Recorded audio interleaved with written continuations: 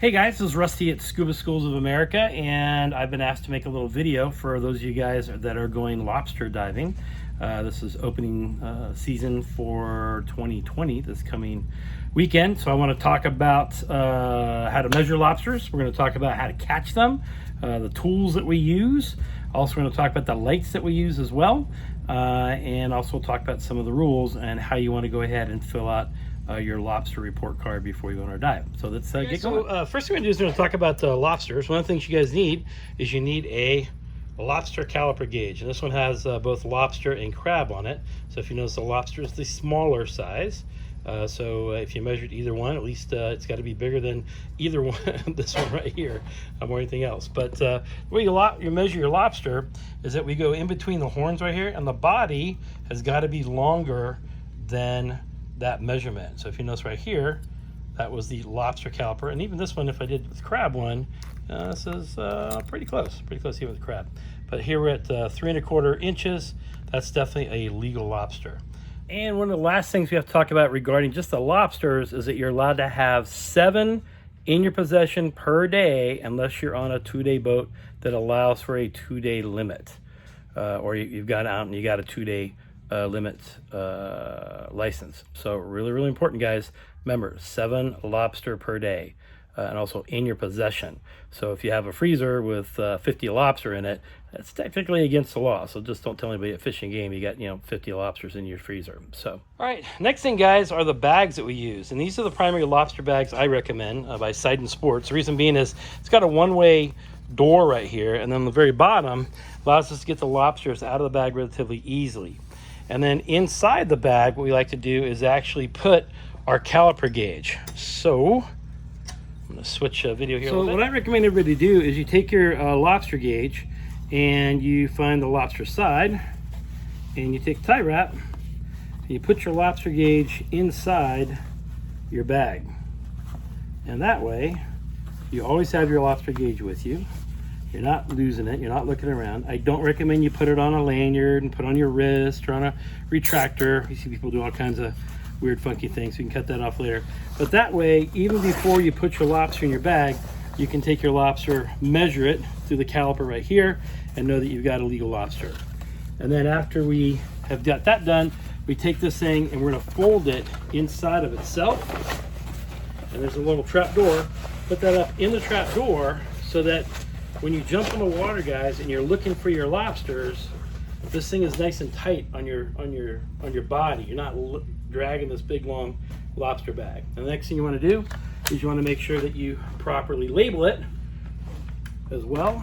You want to have 2 bags when you go on the boat.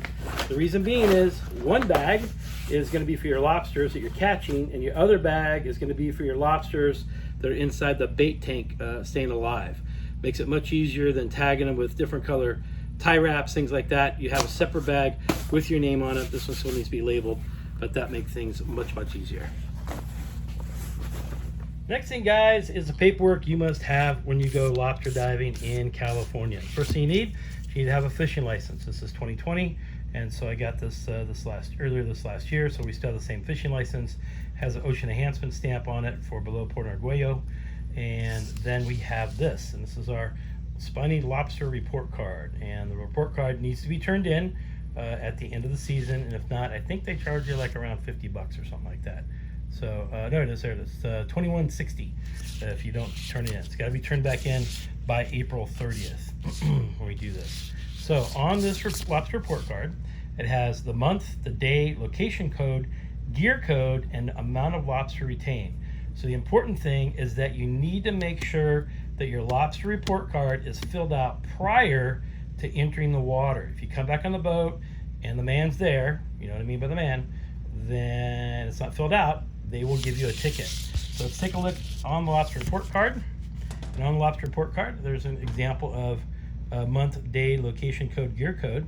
So gear code for us will be 3, and location code for us, we're going to be at Catalina Island. So looking at here, it says Santa Catalina Island would be 1, and our gear code would be 3. So for our month and day, we're going to set this up as this will be October, and we're going to be on the 2nd. Location code is 1, gear code is 3, and you'll put your lobster in tane until the end of the day. Very simple. And then on our boats, we ask people to do is you take your lobster report card and your fishing license, and you staple them together. And we recommend that you take the fishing license, staple them in the back, and then what we do is when we're on the boat, we'll collect everybody's lobster report cards and fishing licenses. We put them all in the same bag on the boat. Next thing we're going to do, guys, is talk about the equipment that we need in order to take the lobster. It's pretty simple. First thing we need to do is you need to have a light. So this is a relatively good primary light with a backup light, and it's got a little rainbow color light in it as well for our strobe, and it works well, but we actually like using something a little bit more powerful for our strobes. And first thing we'll do is we have this one right here, and this is a strobe that I recommend for most people because you have a little turn on it, and it's very, very bright. I can turn it off and turn it on again, and there it goes, and it also strobes. So as a dive pro, I'll put like 3 of them on me, so that way I have a green one, a red one, and a white one, so people can easily see me underwater. Hopefully nobody's having an epileptic seizure out there by watching this thing. It's a very good strobe, and they're about 50 bucks, something like that, so really good. And then for lights, you need to have a primary light, backup light, and the strobe, as I mentioned. So a good primary light to go with are these Solas, and the Solas are really awesome. I like using the 2000, 2500, and the 800s as well. And on the Solas, we have a wide beam that you can use. You have a narrow beam, and narrow beam is what you want to use when you're catching the lobster. Wide beam like that, especially if there's any sand on the water, you're going to see nothing but sand. So that's your primary light. And then inside this one, you can actually use this primary as a backup, but it does come with a little backup, which is really nice. But we like to have brighter lights. People ask me how come we can catch so much lobster. I get a great big bright light. Next thing are gloves. Let's go grab. So we like using either the 4th Element Kevlar gloves or the Bear Kevlar gloves. They're both great. And these are 5 mils, and we want them thick, but we want the Kevlar. Typical dive gloves will not hold up to the spininess of the California spiny lobster, so we need to have that on there as well. Also, if you notice, we got some more kits in for our Quest slates. A lot of guys put the Quest slates inside their suits so that they can communicate quickly and easily. So the next question is, where do we put the strobe at? Well, this is a set of twins, and we put the strobe right up here with a tie wrap. If I was using a single tank, we'd put it right here with a tie wrap. Make sure it's on the back portion of the system. And the big question, though, is how do we catch our lobster? And a lot of people have different techniques, and they use red lights and things like that. Bottom line, guys, you just got to be fast. Can't hesitate.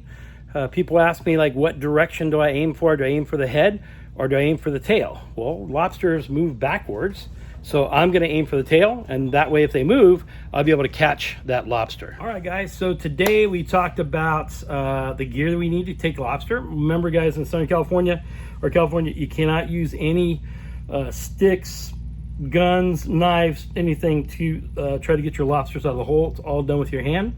That's why we like to have nice, thick Kevlar-based gloves.